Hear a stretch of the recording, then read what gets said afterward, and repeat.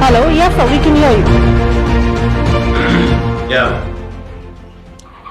Just 5 minutes more and we'll be live. We're just waiting for the other panelists to join in. Right.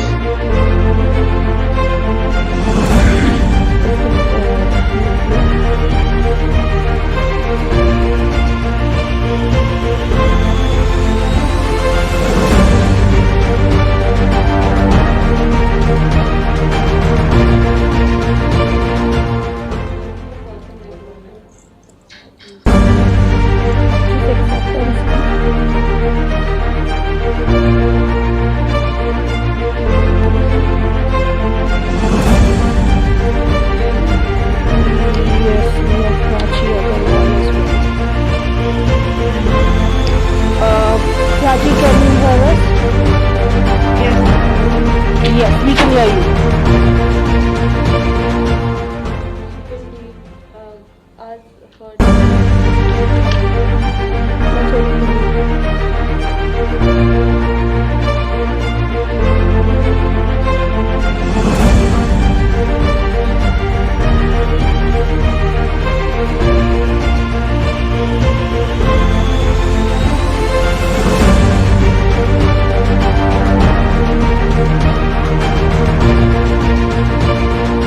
Will I be able to show a presentation if I want to? Yes, we have that scope. I have to enable my screen. Or will you do it at the time? At that time, probably we'll do it.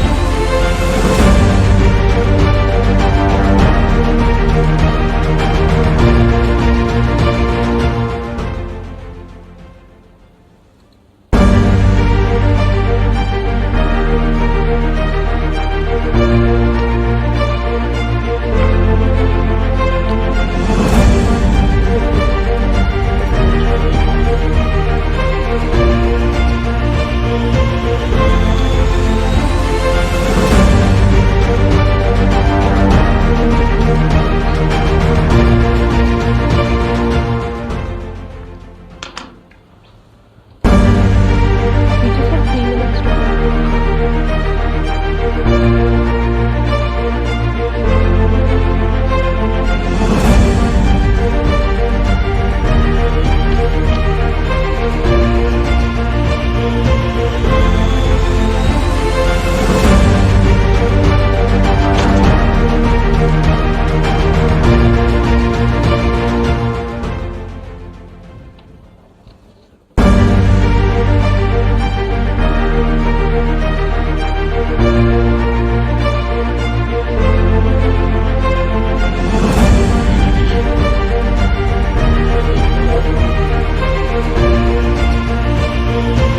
just accept the other 2 invitations.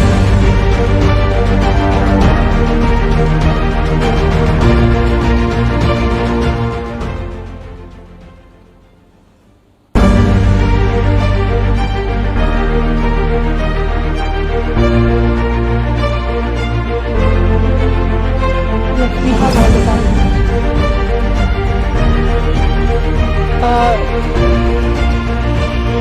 Hello, can you hear me? Is it clear? Yes.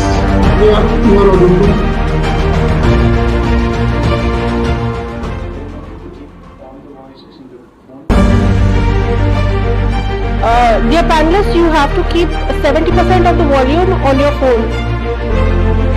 And if there is any other device, you will have to switch that off in that particular room. Otherwise, it will echo.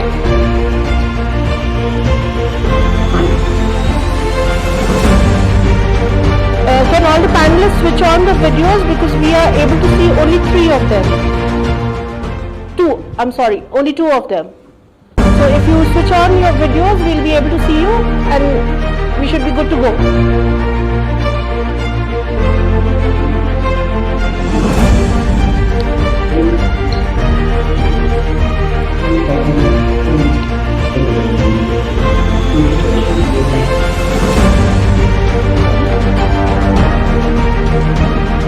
Dear panelists, the videos need to be on at all given point of time since it's a live session. Please do not switch off your videos. 1 minute to go. Show me the screen.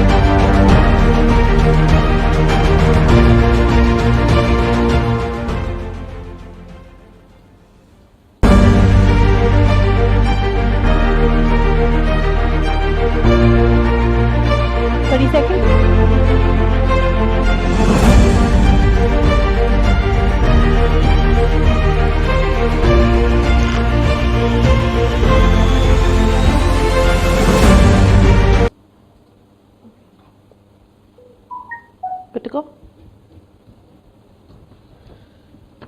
Good afternoon and a warm welcome. You're watching Knowledge Plus, a knowledge sharing session with educators presented by Education Today and powered by Education News Network.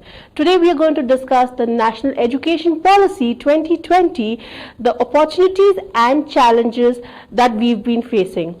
So let's welcome our esteemed panelists for this session. So our first panelist for today is Dr. Thomas John, who's the chairman of T.John Group of Institutions and also the managing director for Kirti Medical Center in the United Arab Emirates. Welcome, Dr. Thomas. Hello. Our next panelist is Mr. Lokesh Tiwari, who is the director for Evergreen Public School, Delhi, and he is also a practicing advocate. Welcome, Mr. Lokesh. Thank you. Thanks a lot. Hello. Moving on to our next panelist, we have Ms.Prachi Agarwal, who is the director for Sri Sri Academy from West Bengal. Prior to joining Sri Sri Academy, she has worked with the World Bank of Scotland. Welcome, Ms. Prachi. Thank you. Thank you for the warm We are welcome. delighted to have you in spite of the tragedy that happened at your home. We are glad that, Mr. Agarwal has sent one of his representatives to represent this panel today. Thank you so much. We're delighted to be here. Last but not the least, we have Ms.Sutapa Nandi, who is the director for Olivia Enlightened English School, Siliguri. And she comes with a rich experience of 21 years in the field of education. Welcome, ma'am. Thank you very much. Thank you for joining me here. So to begin this panel, I invite our first panelist, Dr. Thomas John, the chairman of T.John Group of Institution, to put forward his viewpoints on the national education policies, challenges and opportunities that we are facing.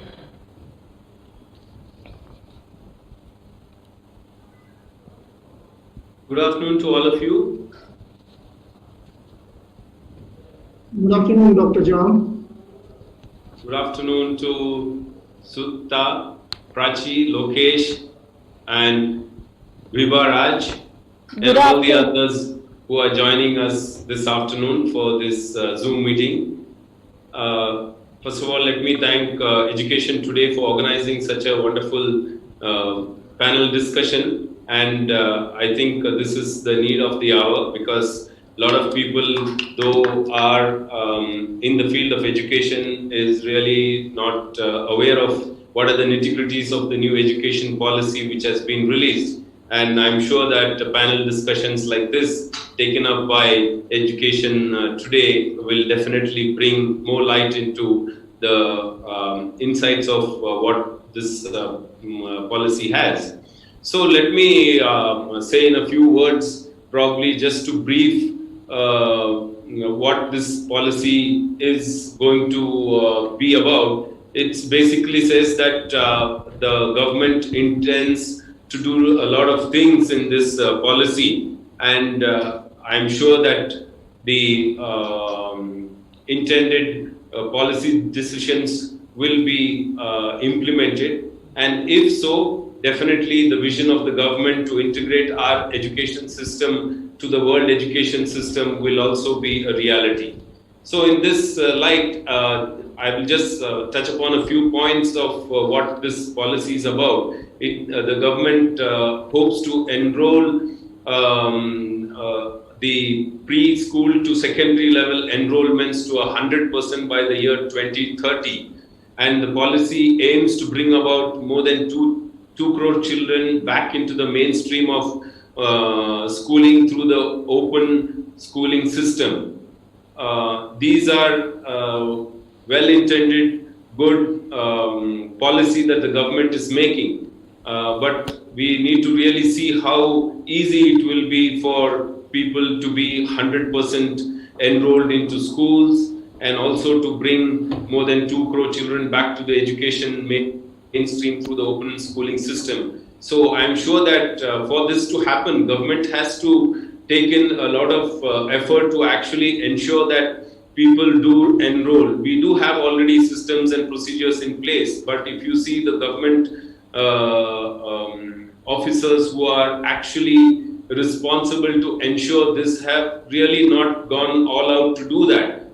Basically, the education officers at the lower levels have to ensure that all children in their area are enrolled in schools. They, in fact, should go house to house to see those children who are not going to school and ensure that those people are really told that there are benefits that are available with the government. And many children are not going to schools because they fear that they have to pay heavy fees, or they fear they will not get seat. And these are the things that are happening in the rural areas. So I think the government officers who are at the lower level will have a great responsibility in actually going out there into the field and ensuring that every child who is not going to school has to be put into school. Language, I believe the policy says, will not be a barrier, and government is not going to impose any is not going to impose any kind of language on the education in the school level. So I think state levels will be able to take advantage of this and then give the students whatever their students and parents want in the particular language that is required. But I believe that overall there should be some common language which binds the whole country, and that I hope the government will be able to put that in place also when they are implementing this. Because we find that, as you all know, Bangalore is an educational hub for the country, and we get students from across the globe and across the country, and we find that the education levels in different states are very much different. There are states where the education levels are really good, and we get students who are really smart and have a great knowledge from some of the states, but there are many states where the education level I believe is pretty poor, and that's how we are seeing students with different abilities when they come into the college level or school level, especially in a place like Bangalore where we have a lot of students from across the globe. Ma'am, please interrupt me if there is any time limit for these. No, sir, you can go ahead, sir. Yeah, I'm not. I will probably take 5 to 7 minutes, and I hope that is all right. That's all right, sir. Absolutely all right. Please go ahead. Yeah. So then the policy says that Sanskrit is going to be given great importance, and I believe that it is a very good idea because, as we all know, Sanskrit is a great language which somehow has fallen by the wayside during this so-called rush to educate our people, and I'm also of the opinion that Sanskrit should be brought back. There are a lot of hidden knowledge inside that language, and I'm sure that with the widespread use of that language and dissemination of that language, we will be able to make greater use of the language. School education, as you all know, they plan to make it from 10+2 system to 5-3-3-4. That's the system that the new policy envisages. And I think these are in line with international requirements, and I don't think there will be great challenge in implementing that. But I only hope that there is no difference of opinions in different states because of politics and things like that, and some people don't want to implement, some people want to implement, then this will again probably throw up greater challenges than the advantages that is envisaged with the introduction of this new policy.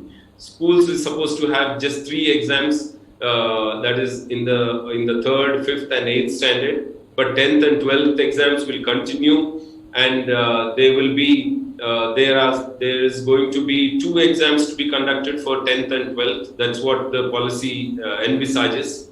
So probably some of the students who cannot take a particular exam in April or May will be able to take it in November or December. So that will be helpful to students, I believe. Then the policy aims to have interdisciplinary and multilingual opportunities. What they mean by that is that, especially in higher education, if somebody wants to pursue chemistry and if they want to do geography with that, they will be allowed to do that. So I think probably that is giving a greater option for students to choose subjects of their liking, and maybe as it is in many Western countries, students are given the opportunity to pursue different subjects that they like, and it will go a long way, I think, in helping the students to come out with their great talents. In this in this phrase, I want to add that if you all know, you know that Steve Jobs of Apple, he did a course in calligraphy when he was in college. Calligraphy is learning how to write. How many of we in India will allow our children or allow our people to do such kind of courses as so if there is an opportunity like that, I think it will be great for the children to and the students to explore their different talents by this kind of a policy. Higher education, I think, is going to be governed by Higher Education Council of India, probably, which is trying to bring the many various regulating bodies under one umbrella. So that is also a great welcome move. And the National Testing Agency will conduct the entrance exams for universities. They say that is like all university entrances will be clubbed together, and National Testing Agency will conduct one entrance exam where students will get opportunities to go to different colleges, and they will be allotted colleges based on the merit of their studies. So this is also very welcome, and I think these are not very difficult to implement. JEE mains and NEET are supposed to be continuing, so that is also good. Another important factor is that they are going to allow the foreign universities to establish in India, though this facility was there also in the previous education policy, but I think because of the financial implications of investment and return on investment actually prevented these things happening. I hope in this new policy, when the nitty-gritties are spelled out, there will be some method where people will from other countries will be able to invest money into the education sector, and then and obviously if they are allowed to take back some return on that, then only will they invest. So I'm sure the government is aware of that, and they will look into that as necessary. Another great important matter here is about the teacher education. So it says that by 2030, all teachers will have to have a 4-year B.Ed program, which is a very welcome move. And I believe that the greatest requirement for the country right now is to have real good training institutions for teachers, because our future is about children who are growing up, and the teachers who we are producing should be trained in that way. I can just bring to light that the government has provided IIMs for managers, IITs for engineers, AIMS for doctors, the National Law College for the law, but for teachers, which is most important, have they created anything like that? The government should immediately come out with probably teachers training institutions across the country which have the caliber like the IIMs and IITs to attract the best of talents, and I think that will go a long way in giving the education system a strength that is required as of today. So and another very important and interesting aspect is that they are going to create this academic bank of credit where students can do a credit, keep that in the bank of credit, and then take a leave for 6 months and then come back and do another credit, and then when you get a certain number of credits, you would be conferred a diploma or certification or degree or whatever. So I think that's a good idea, and that also may not be very difficult to implement. So these are my few thoughts and views about the new education policy. So I thank you all for giving me this opportunity to speak over here, and I hope my few words has got some takeaways for all of you. Thank you. Absolutely, absolutely, Dr. Thomas. That was wonderful to hear from you about the NEP 2020. On that note, we'll move on to our next panelist for today. We have Mr. Lokesh Tiwari, who is the director for Evergreen Public School, Delhi. So, sir, tell us what are your viewpoints on the NEP, the challenges and the opportunities that it has? First of all, I would like to thank Education Today for inviting me on this panel, and secondly, it's a pleasure meeting with all the panelists here. अभी doctor John की बात सुनते हुए, जब doctor John ने कहा कि हमारी राष्ट्रीय शिक्षा नीति 2020 में एक मल्टीलिंगुअल एस्पेक्ट को जोड़ा गया है, तो मैं समझता हूं कि अगर एक भाषा का थोड़ा सा टच देते हुए इस चर्चा को और खूबसूरत बनाया जा सके तो मुझे कोशिश करनी चाहिए। बिल्कुल सर, मल्टीलिंगुअल फोरम बनाया जाए इसे। बिल्कुल बिल्कुल सर। डॉक्टर जॉन ने जहां तक राष्ट्रीय शिक्षा नीति के बारे में कहा, मेरे पास ज्यादा कुछ बचता नहीं है उसके अलावा कहने के लिए, क्योंकि एक बहुत जानकारीपूर्ण और बहुत ही एक विस्तृत रूप में डॉक्टर जॉन ने इसे समझाया है। और जहां तक मैं एजुकेशन पॉलिसी 2020 को लेता हूं, वो मैं समझता हूं कि ये एक डॉक्यूमेंट ऑफ ट्रांसफॉर्मेशन है, एक बदलाव का दस्तावेज है, जिसकी बहुत समय से हमें तलाश थी, हमारे समाज को तलाश थी, हमारे शिक्षा को तलाश थी, जो आज हमें मिल पाया है। चाहे आज वो कोई भी वक्त है जिस समय हमें मिल रहा, उसमें ना जाते हुए हमें ये देखना चाहिए इससे हमें फायदे क्या क्या हो रहे हैं और इसमें चुनौतियां क्या क्या है। चुनौतियां हम तब जान पाएंगे जब हम इसे पूरी तरह अपना पाएंगे, क्योंकि आज तक ये पॉलिसी है, और जब ये रूल्स, रेगुलेशंस, एक्ट्स और एक लीगल सैंक्शंस के साथ आ जाएगा, तब ये शायद अपने रूप को परिवर्तित करेगा। It would change it's form. Policy बनती है हमारे अफसरों की, हमारे नेताओं के बेंचों में, टेबल्स में, डेस्क में, कहीं उन्हें जगह मिल जाती है, पर जब वो वाकई समाज में और उस पटल पर उतर कर आती है जिसके लिए वो बनी है, तब वो पॉलिसी सही मायने में कहीं उस उद्देश्य को पा पाती है जिसके लिए वो बनी, जिसके लिए वो अस्तित्व में आई। Their very purpose of coming into an existence. उस उद्देश्य की प्राप्ति के लिए डॉक्टर जॉन ने जैसा कहा कि ग्रॉस एनरोलमेंट रेशो उसका पाना, उसका 100% हो जाना, जो कि अभी मैं समझता हूं कहीं हमारे सेकेंडरी लेवल पर जाकर 56.3 के करीब रहती है, 55-56 रहती है, और जबकि हमारे एंट्री लेवल पर अगर उसे देखा जाए, प्राइमरी लेवल पर देखा जाए, तो वो कहीं 100% होती है। मैं अगर ये सोचूं कि खाली इस ग्रोस एनरोलमेंट रेशो को मैं बढ़ाकर अपने किसी उद्देश्य की प्राप्ति कर लूंगा या शिक्षा का स्वरूप बदल दूंगा, तो कहीं वो एक इस चीज को छोटा बनाना, इस प्रयास को छोटा बनाना हो जाएगा, जो हमारा सारा समाज, डॉक्टर जॉन जैसे, सुदत्ता जी जैसे और हमारे अदर पैनलिस्ट जो लगे हुए हैं इस शिक्षा की सेवा में, उनके किसी रोल को ना somewhere we are trying to limit their role and diminish their role, जबकि उनकी भूमिका बहुत बड़ी है।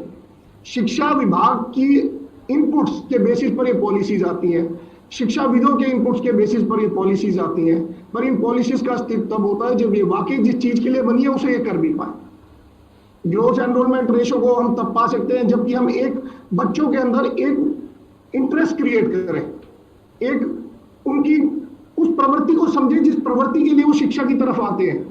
पहले क्या होता है, पहले एक रोड लर्निंग पर बेस्ड हमारा सिस्टम था, आज हम उस सिस्टम को चेंज करने का प्रयास कर रहे हैं। Somewhere we are adding skills to it, skills को जोड़ना चाह रहे हैं। Somewhere we are adding vocation to it, vocation को जोड़ना चाह रहे हैं, जरूरत देखते हुए, समाज की जरूरत देखते हुए, बच्चों की जरूरत देखते हुए। और सबसे बड़ी बात, एक मानवीय प्रवृत्ति होती है, there is a tendency of every human being और I would say every living thing in this world, liberty.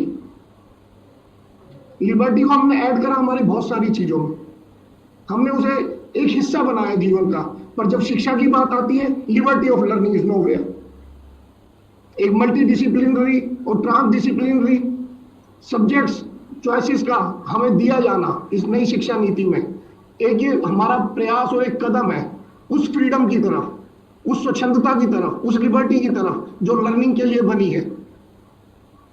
इससे अलग अगर देखा जाए, बोर्ड के एग्जाम का स्वरूप बदल रहा है, एंजाइटी लेवल लो किया जा रहा है बच्चों के लिए। वो भी एक लिबर्टी है उन बच्चों को कि वो खुल के सोच पाए, अपने को लिमिट ना करें उस एग्जाम तक जिस एग्जाम को हमने असेसमेंट सिस्टम बना के रख दिया।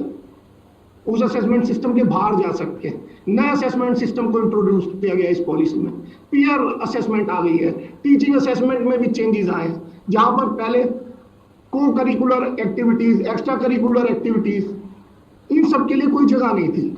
वो थी, वो अस्तित्व में थी, बट मीनिंगलेस एग्जिस्टेंस थी उनकी, अर्थहीन अस्तित्व था वो। उन्हें सब्जेक्ट्स, विषयों के बराबर रख दिया जाए ना, एक उनके अस्तित्व को अर्थपूर्ण बनाता है, इट मेक्स देम मीनिंगफुल, उनकी एग्जिस्टेंस को मीनिंगफुल बनाता है। ये सारे प्रयास इस नई शिक्षा नीति को मजबूत ही नहीं बनाते हैं, कहीं हमें एक इशारा भी करते हैं कि वाकई ये शिक्षा नीति पकड़ पर भी उतर कर आएगी। इससे ज्यादा मैं कुछ नहीं कह पाऊँ क्योंकि डॉक्टर जॉन इसके बारे में बहुत कुछ विस्तार से कह चुके हैं। धन्यवाद। Thank you sir, thank you so much. आपने एक्चुअली बहुत अच्छी तरीके से बताया कि जो मल्टीलिंगुअल चीज है जो एनईपी में इस बार शामिल की गई है, उसका उदाहरण आपने बड़ी अच्छी तरीके से दिया है इस फोरम पर। So moving on to our next panelist, we have Mrs Prachi Agarwal and she is the director for Shri Shri academy Siliguri. Ms. Prachi, what's your input on the opportunities and the challenges that the NEP has?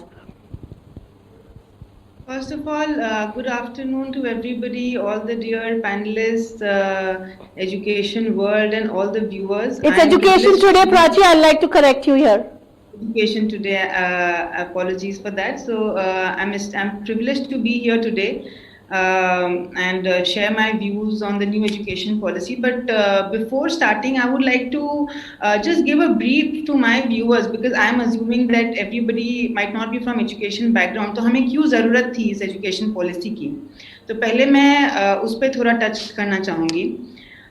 तो let us look back at the history of Indian education, which was पहले Gurukul system था, जब बहुत leaders, बहुत innovators, बड़े बड़े scientist हमारे देश से, India was known to be the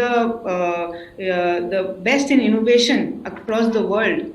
उसके बाद आया ब्रिटिश राज, जिन्होंने हमें इंग्लिश पे फोकस किया. हम अपनी देश की भाषा को छोड़कर we focus on English communication so that they can communicate with us better and we forgot how to communicate in the process. Then we got our independence, and this is where I will just show a slide presentation if you will allow me. Definitely, we'll have the screen put up.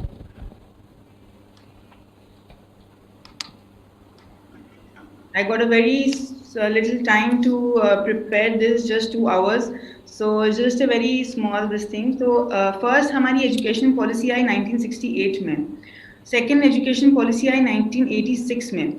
तो ये हम देख रहे हैं यहाँ पे trend chart of sector share of total GDP for each year. India की contribution हर सेक्टर ऑफ जीडीपी की क्या रही है from 1951 to 2013. If we see 1968 we got the first education policy around this period, जिसमें इंडस्ट्री का if you will see there is a big growth in industry, तो focus रहा था industry पर. Then the second modification came in 1986, जबकि services पे बहुत focus रहा, jobs मिले लोगों को, उस पे focus रहा, तो service industry boom कर गई. अब नई education policy जो आई है, what does the government want? What is happening in the country and all over the world? It's entrepreneurship. We want people to be thinkers. We want to create thinkers. We want to create leaders. and the government wants this. What is the definition of an entrepreneur? An entrepreneur is an individual who creates a new business.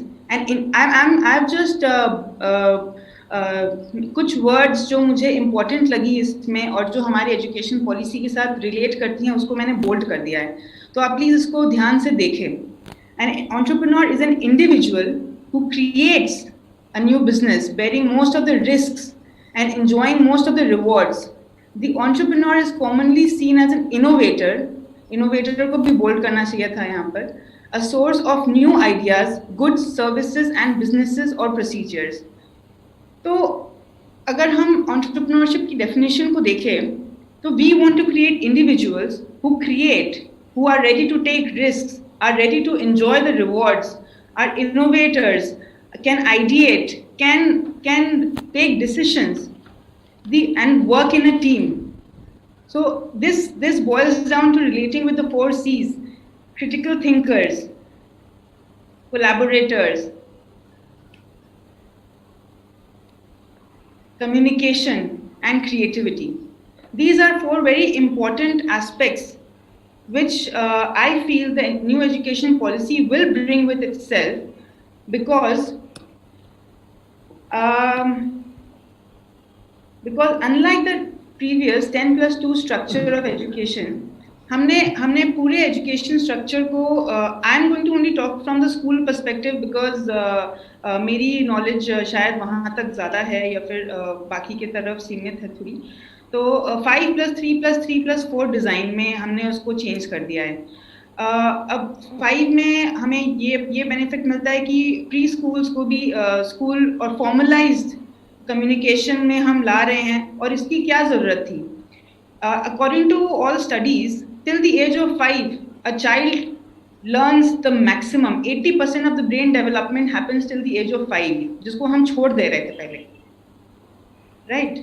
Apart from that, हमने language को barrier नहीं बनाया है, which had become a big barrier in our country. हम Hindi, English, although there are a lot of challenges that come along with it, but हमने उस barrier को हटाने की कोशिश की है. In fact, government ने इस barrier को हटाने की. Prachi, I'll interrupt you on this. जब हम बोल रहे हैं कि 5+4+3+3+4 जो किया है, जो हम देख रहे हैं, जिसमें आप बोल रहे हो कि प्री स्कूलर्स को अब थोड़ा सा ज्यादा एविडेंस और इम्पोर्टेंस मिलेगा. आपको ऐसा लगता नहीं कि 0 to 3 जो प्रिमिटिव इयर्स होते हैं ऑफ अ चाइल्ड डेवलपमेंट, उसको कहीं ना कहीं निग्लेक्ट कर दिया है एनईपी में, जहां पे फाउंडेशन पे ही ध्यान नहीं दिया गया है? आई थिंक उसके लिए एक फॉर्मलाइज एजुकेशन सिस्टम बनाना मुश्किल है, बिकॉज एक इंस्टीट्यूट जहाँ पे आप जाके इतने छोटे बच्चों को आप कुछ फॉर्मलाइज तरीके से उनको पढ़ा सके, that is difficult. Because initial years में आई थिंक बच्चे अपने फैमिली और अपने सराउंडिंग्स को देख के ज़्यादा सीखते हैं, तो इसकी जो जिम्मेदारी है वो उनके माँ बाप और उनकी फैमिली के ऊपर आ जाती है, क्योंकि you can not expect educators to give all the necessary platforms or everything to the children, because the families are equal contributors, or in fact higher contributors. Education system जो है वो उनको formalize कर सकती है, but if you will see different children studying in the same school, they have very different outlooks, and they go on to reach different levels, and that is obviously somewhere a part of the family also. Absolutely. So you cannot, it might be difficult, maybe later government might come up with a plan, but yes. So the first था कि हम जो development की बात कर रहे हैं at an early age. Second, language को हमने as a barrier हटा दिया है, and there is a thrust on experiential learning and critical thinking, because अभी तक हमारे education system में हम maths पढ़ रहे हैं तो सिर्फ maths पढ़ रहे हैं, English पढ़ रहे हैं तो English पढ़ रहे हैं, और sports खेल रहे हैं तो sports खेल रहे हैं, but शायद मतलब अब लोगों को ये समझ में आने लग गई है कि तो मैथ्स पढ़ रहे तो सिर्फ मैथ्स नहीं पढ़ रहे हैं. There are so many things involved in it, and math is not just studied in the room, it can be studied, it is a part of an everyday life. आप कितने नंबर ऑफ स्टेप्स चल रहे हैं, कितने पत्ते हैं, मतलब there are so many different aspects to numbers. So I mean, instead of calling it maths, it's actually numbers. Instead of calling it English, it's actually communication. So these are very important things that I think the government and the people of India are realizing, including parents, and they are themselves also taking a lot of various steps to, of course, when I'm talking about the population, I'm talking more of urban population. Rural population तक ये पहुंचना शायद अभी थोड़ी मतलब they are a little थोड़ी पीछे है अभी urban population से, but I'm sure with this structure the rural population will not be left behind, because ये धीरे-धीरे सबको समझ में आ रही है. And as Dr. T.John and Tiwari ji already said that, of course, the main, focus has to be on teachers training and institutes, flexibility of students, which will be a great plus for the children, because that's why they used to go abroad to study. They used to go outside the country because that's where they had the flexibility. Skills and vocation and unemployability in India is rising, although they are educated, but they are unemployable, because employability is not just studies or books or rote learning, as Mr. Tiwari already said.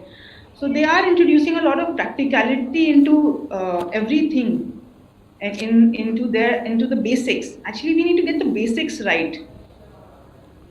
So that's all for my input from here. I think I've just taken up too much time already. So thank you so much for having me here. I would like to hand over to you. Thank you so much, Prachi. That was wonderful to hear from you. We quickly move on to our last panelist for the day. We have Ms.Sutapa Nandi, who is the director of Olivia Enlightened English School, Siliguri. Ma'am, what are your viewpoints about the opportunities and the challenges that the NEP 2020 is having? Yeah, first of all, I wish everybody a very happy afternoon, and I'm very happy to see all the panelists, Dr. Johns, Mr. Tiwari and Prachi, speaking about the national education policy, and mostly they have focused on the already they have focused upon the opportunities. So I would take the burden of talking about the challenges rather than the opportunities, because already in the NEP 2020, the opportunities have been set forward. So if I believe the National Education Policy 2020 is a welcome and ambitious reimagination of India's education system into a modern, progressive and equitable one. But successful execution of this policy calls for dramatic simplification of decision-making structures and reprioritization of budgetary resources in months and years to come. There are millions of children who are school ongoing or college ongoing age groups, but the NEP calls for the challenges, because whatever opportunities we get, as Mr. Tiwari also said, that first of all we need to accept it, and then we need to face the challenges. So I would just focus on some of the challenges which I feel, because whatever has happened for the benefit of the entire nation. So the first challenge which I feel is opening universities. Now, it has been a major challenge if suppose we take that opening universities every week is a Herculean task. India today has around 1,000 universities across the country. Doubling the gross enrollment ratio in higher education by 2035, which is one of the stated goals of the policy, will mean that we must open one university every week for the next 15 years. Opening one university on an ongoing basis is definitely a massive challenge. Now, if I talk about the reforms, the daunting, the numbers, they are no less daunting in reforms to our school system. The National Education Policy 2020 intends to bring 2 crore children who are currently not in schools back into the school system. Whichever you may look at it, accomplishing this over 15 years requires the setting up of around 50 schools every week. Now, this certainly requires a substantial amount of investment in classrooms and campuses. But it also means appointing at least 50 headmasters every single week and at least 200 to 300 teachers every single week on an ongoing basis. Now, given that many teaching positions are going unfilled right now, even in these existing schools, that becomes a particularly interesting challenge. That even right now, the government schools and many of the other public schools, the head of the department is missing, even the teachers. Funding. I would focus on this in this COVID era. Funding is a very important challenge. It is one of the greatest challenge, because from a funding standpoint, this is not a challenge for the faint-hearted. The National Education Policy 2020 envisages an increase in education spending from 4.6% to 6% of GDP, which amounts to around 2.5 lakh crores per year. Now, this money will be spent building the school infrastructure, the college infrastructure across the country, appointing teachers and professors for operational expenses, such as providing free breakfast or meals to the school children.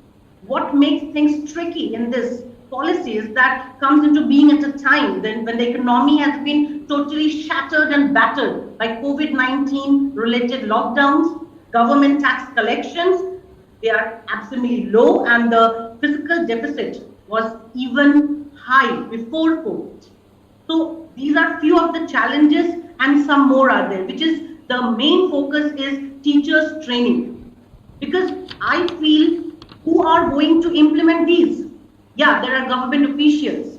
There are government officials who will be making the policies, who will be, making the rules and making it legal. But who are going to implement this?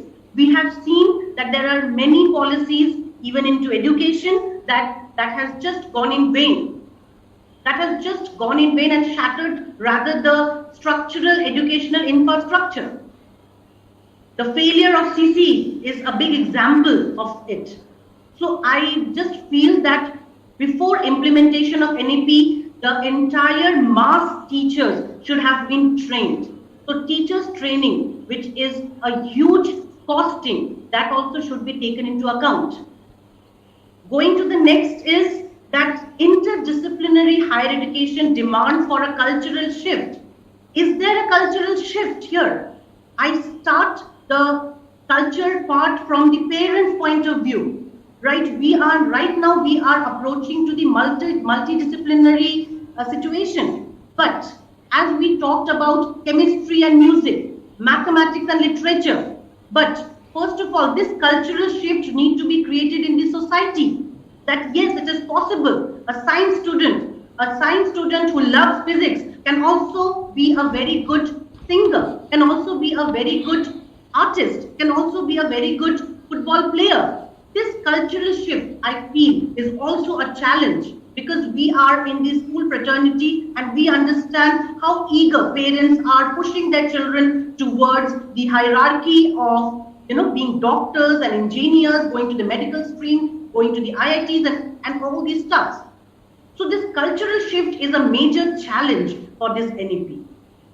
So this was my challenges, because opportunities only happens when we accept it, as Mr. Tiwari said, and really I welcome this NEP, but we all should take an oath, take a promise that we accept this challenge and we will change this challenge into opportunities for our children.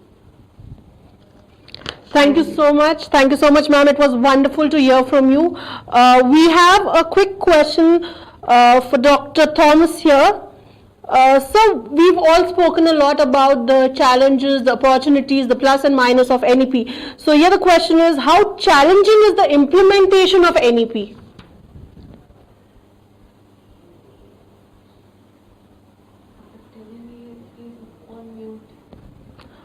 Sir, I guess you're on mute. Okay, can you hear me now? Yes, we can hear you.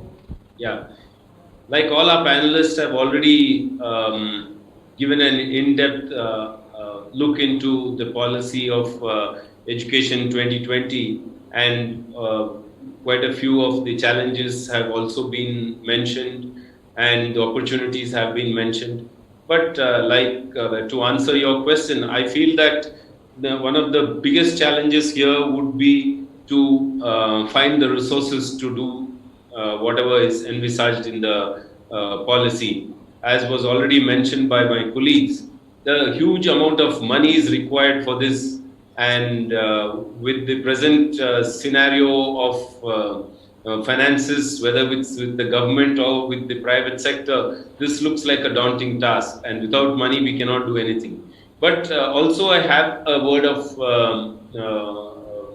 a silver lining in this scenario is that if the government is open to allowing private sector to come wholeheartedly into this sector and remove all these restrictions of the licensing and the registrations and the very hypocritic scenario of saying that all education is to be done only on a charity basis, and if they come into reality and tell the private sector that yes, you can make it a business, but any business, as you all know, will run only if it is worthwhile for the customer. Just like how we have today, the telephone has been put into the hands of almost every Indian by opening up the telecom industry. In the same way, they should open up the education industry, allow the private sector to invest, allow them to make a return on their investment, and definitely those who are going to charge more and which is not worth, nobody is going to take it. So I strongly believe that private sector should be encouraged a lot, allow this to be run as a business, and also the government can put in some kind of checks and balances by allotting a certain percentage of seats for the poorer sections of society, or providing loans for the people who do not have, and things like that. So challenges are there, but there is always a way out of all these things. So I think the first point about this is the resources, which is a challenge, but there are opportunities there. The second is about the training required for this large number of students for their training and for the teachers' training. As I had already mentioned when I spoke before, that the government has to look at this very seriously and probably come out with teachers' training institutes across the country, which also will attract teachers with good salary, good perks, good facilities, and this will definitely be a boon to the education sector, because one of the most important factors I believe today is that we should have very good teachers training programs, which should be on par with the best in the world. Look at all that is available across the globe, see which countries are able to give good education, what kind of training system they have for their teachers, try to implement those things, try to borrow those things, and I'm sure we will be able to do it. And the other point I would like to make is that education in our country should be seamless across the country. The whole country should have a education system which quality should be equal, whether it's in Kashmir, Kanyakumari, Mumbai or Assam. So for that, the government should come out with some kind of a framework or guidelines where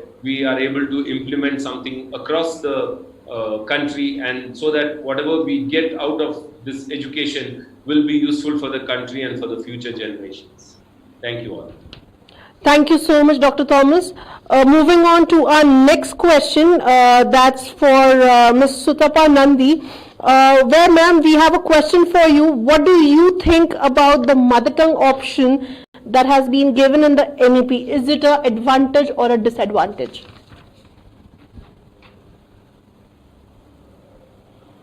Yeah, before moving to the question, as Dr.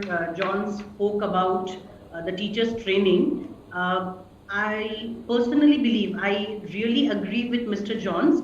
So I just want to focus, like, if suppose it's not about only the deal that the government will be doing the teachers training programs, it would be, if the government or the education department could make it compulsory for every school to have a continuous development in-house process, which should be a compulsory process. Because when we talk about teachers training, we cannot think about one training which fits to all. Because the demand, when we are talking about the multi-language, we are talking about uniformity, that every child should acquire the learning outcomes, but the category of children and the category of teacher differs from every local region to the other, every state to the other. So there should be a prioritized community which should be there for a particular school, which gives in-house training to the teachers, which should be a gradual process. It should not be that CBSE has decided there should be a 7 days training for each teacher. It is a continuous process. If I talk about this 21st century learning, every teacher should be shifted from the fixed mindset to the growth mindset. First, the teacher needs to equip the 21st century learning skills. Then only they can frame those 21st century learners. So they should have the process of learning, unlearning, relearning, which is a gradual and a continuous process. So we cannot frame it in just 7 days a month or 7 days a year. It is a continuous process, which I find it is a huge lackage in most of our schools, because teachers are trained 7 days in a year and that's all. That's a degree which the teacher shows after the end of the year and the school shows after the end of the session in their academic credential. But it is a continuous process. So I do agree with this, and we need to focus more on the learning outcomes. Means every teacher should make a series process of numbers of learning outcomes. Now these learning outcomes should be defined and should be brought up from the children, and that should be the task of the teachers. Teachers should also work under targets. They should not work just under, yes, you need to finish this curriculum and you need to grade these children. They should be given the target of bringing the learning outcomes, which should be predefined by every teacher or every school or every standard. So this is about the teaching and the learning process. I just deferred from my question given, so it was from my heart which I just came up with the point. So no problem, ma'am. Yeah, now shifting to the question which was given to me. Yes, if I talk about mother tongue, it's an opportunity. Really, it's an opportunity, because many children, they feel that they become very much, vulnerable to the situation that they cannot speak English, because most of these schools, that is private schools, we run in an English medium. So if we talk about medium really sometimes becomes a barrier for the children. But at the same time, we should also understand the limitations, because if I consider India as a geographically diversified country, if I talk about the geographical diversion and the cultural diversion, there is a huge the diversification of language. Most of the language which does not have the scripts even. So how to face this challenge? Now the next feature which is coming, that is the language is sometimes dealt politically. So this also, if suppose there is this is Assam, suppose I consider it Assam, and the child speaks Malayalam. So what about that particular challenge? Because the school cannot have thousands and thousands of languages. The schools will not be able to neither afford, nor they'll be able to get those teachers, supply those teachers in their schools, where all the languages which are spoken in India as the mother tongue of the children will be available. So this is the second challenge. And the third challenge which I feel is the global requirement. Because if we talk about citizenship, now we don't talk about only the national citizenship. We talk about global citizenship. So in this global era, aren't we not limiting the requirement, what we consider as the requirement of 21st century learning, to create the global learners? Because the medium gives the best platform for the children to become the global learners at a very early age. But yes, to cut short, if I talk about accepting the mother tongue and to explain the things in the mother tongue, if it is required, if it is the need of the subject, if it is the demand of the subject for the concept, that should be prioritized and that should be taken care of. Thank you so much, Ms. Nandi, for that input. Moving on to our next question, we have for Mr. Lokesh Tiwari. Sir, the viewers want to know what is your take on the government introducing the NEP policy during this pandemic. Do you think it's the right time? मैं इस विषय पर कहना चाहूँगा कि कोई भी policy किसी एक दिन में निर्धारित नहीं होती है. No policy can be framed in a day. It's a matter of coincidence कि हमें इसी मौके पर ये प्रोनाउंस कर पाए नेशनल एजुकेशन पॉलिसी को. पर इसका एक दूसरा पहलू भी हमें देखना है साथ साथ कि ये बड़ा सही वक्त था. हमने जो बहुत से सुधारों को इसमें सिफारिश करी है उनको तर्कसंगत और न्याय संगत साबित करने का. जैसे कि असेसमेंट को देखा जाए, असेसमेंट सिस्टम जिसमें कि बहुत से चेंजेस हमने सिफारिशें करी हैं, जिसमें बहुत सारी रिकमेंडेशंस हैं, कीपिंग इन माइंड कि असेसमेंट सिस्टम कैसा होना चाहिए. जो हमारा एग्जिस्टिंग असेसमेंट सिस्टम है उसमें क्या खामियां हैं, कोविड ने उन्हें एक्सपोज कर दिया उन वीकनेसेस को.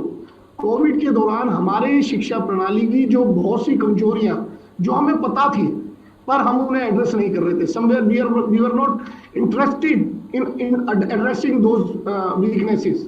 उन चैलेंजेस को एड्रेस नहीं कर रहे थे जो हमें पोज हो रहे थे, but somewhere we were neglecting them. आज कोविड ने हमें वो मौका दिया कि जो विचार हमने साझा करे हैं इस नई शिक्षा नीति में, उन विचारों को तर्कसंगत और न्याय संगत ठहराने के.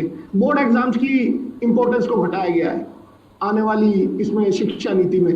उन्हें उसमें को curricular activities, extra curricular activities को सब्जेक्ट के एट पार रखा गया है, सेम लेवल पर उन्हें लाया गया है. वो कोविड ने उस चीज को प्रूव कराया. कहीं आज शिक्षा में तकनीकी सहयोग, use of technology in education, Covid ने कहीं उसे प्रूव करा उस बात को. जो विचार हम रख रहे हैं उसे प्रूव कर रहे हैं कहीं कि वाकई इस समय के समाज की आवश्यकता है कि जो पॉलिसी है इसे पर उससे बड़ी आवश्यकता ये है कि हम इसे कितना यथार्थ रूप में पटल पर ला सकते हैं, इसे हम एग्जीक्यूट कर सकते हैं. इसकी एग्जीक्यूशन, इसकी इम्प्लीमेंटेशन में हमारे अंदर कितनी सच्चाई है इसे उतारने में. सबसे बड़ी बात, कोविड ने इस समय हमें मौका दिया बच्चों को वोकेशन बेस्ड लर्निंग के लिए. कोविड ने उसकी महत्व को बताया हमें.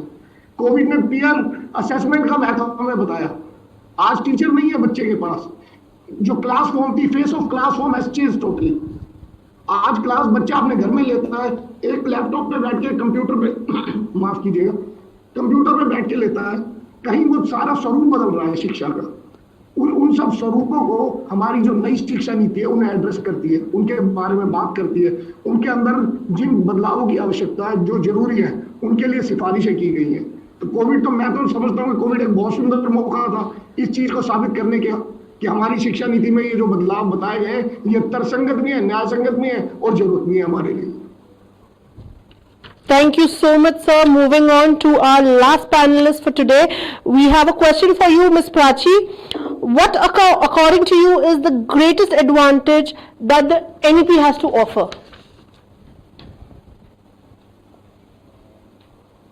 Thank you for the question. So I think the greatest advantage that the NEP has to offer, apart from the challenges that all the panelists have already mentioned, that I think somewhere we are moving towards holistic development and holistic learning. Somewhere we are moving towards bringing out the individuality amongst in each child and each person. Somewhere we are trying to accept our heritage, our culture. So there are a lot of different aspects that have been touched upon, and this is just the beginning. And I feel this education policy and the reform in it was necessary. I think this is the last sector that gets touched in the country is education sector. It goes on and on like it has been without much changes, and with technology, I think life is moving at a speed that maybe even we can't keep up with. This technology can be used as a tool to ramp up the education, because education now, information is available at everyone's fingertips, at every child's fingertips. Now what we have to look at is as Mr. Tiwari and Mr. John and Ms. Nandi also mentioned, that at enhancing the skill set and at enhancing the inherent capabilities of a child, of a human being, which is social capabilities, because that is where the unemployability rate of India increases, because there are engineers, doctors, but and MBA graduates and such well-educated children across the country, but are they employable? And why are they not employable? How can we improve their employability? I think that's where we need to work upon, to create thinkers and not job seekers, because I think even organizations, they look for thinkers in their employees today and not just doers.